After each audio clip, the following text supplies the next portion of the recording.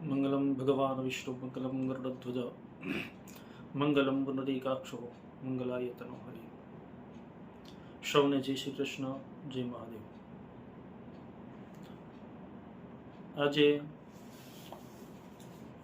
આપણે સૌ જળ તો પીએ છીએ, પરંતુ પાણી પણ કેવી રીતે પીવું પડે, કેવી રીતે પીવું જોઈએ, એ પણ આપણા શાસ્ત્રમાં જણાવેલ છે.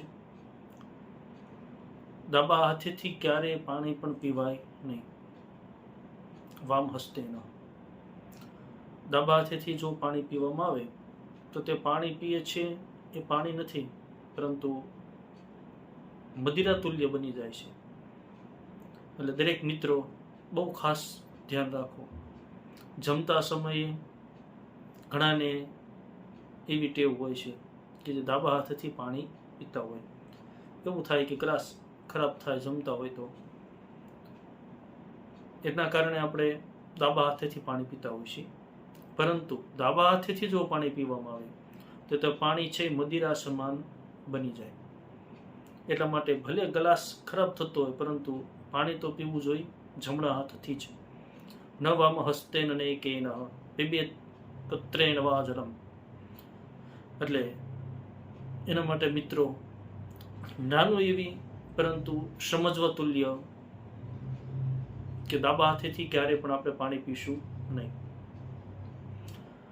પાણી પીતા પીતા જો આપણે ભોજન કરીએ છીએ, ભોજનની થાળી આપણી પાસે છે, અને એ થાળી અંદર મુખમાંથી જો બૂંદ પડે, ટીપું પડે, એ જો થાળી અંદર પડી જાય તો એ ભોજન કરવા તુલ્ય રહેતું નથી. એ ભોજન છે એ પછી જમાતું નથી, ભોજન નથી કરી શકતા આપણે. કારણ કે પીબેત પતિતે તો એમ ભોજને મુખ નિસ્પૃતે. એ ભોજન જો કરીએ છીએ તો એનો આપણને દોષ લાગે, એનો અપરાધ છે. એ અપરાધમાંથી નિવૃત્ત થવા માટે ચાંદ્રાયણ વ્રત કરવું પડે.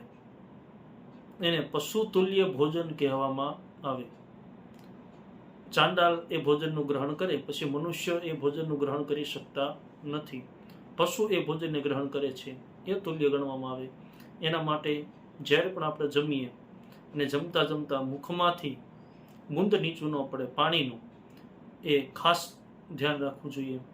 કારણ કે મધ્ય પીબત જલમ, જમતા જમતા મધ્ય એટલે કે આપણે અડધું જમી લીધું હોય પછી પાણી પીએ છીએ, એટલે તે સમયે ખાસ ધ્યાન રાખીશું કે જમતા જમતા જે સમયે પણ પાણી પીવી, એ પાણી પણ આપણા જે ભોજનની થાળી હોય એની અંદર પડે નહીં. માટે સૌને આપણા ધર્મશાસ્ત્ર અંતર્ગત બતાવેલા આવા નાના નાના જે પણ